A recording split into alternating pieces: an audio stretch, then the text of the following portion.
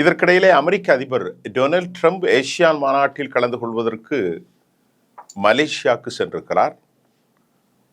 அந்த மாநாட்டில் அவருக்கு எதிராக மக்கள் தங்களுடைய எதிர்ப்பை அதனுடைய ஸ்கொயர் என்கின்ற மக்கள் கூடும் இடங்களில் பெரும் ஆர்ப்பாட்டம் நடத்தினார்கள். அதை நாம் நேற்று சொல்லிட்டேன். மலேசியா யுஎன்னோடு இணைந்து தனது படைகளை காசாவுக்கு அனுப்புவதற்கு சம்மதம் தெரிவித்திருப்பது மட்டுமல்ல, பலஸ்தீன மக்களுக்காக எல்லா உதவிகளும் எல்லா விதத்திலும் பங்கு பெறுவதற்கு தமது நாடு தயாராக இருப்பதாக அன்வர் இப்ராஹிம் கோடிட்டு காட்டியிருக்கிறார்.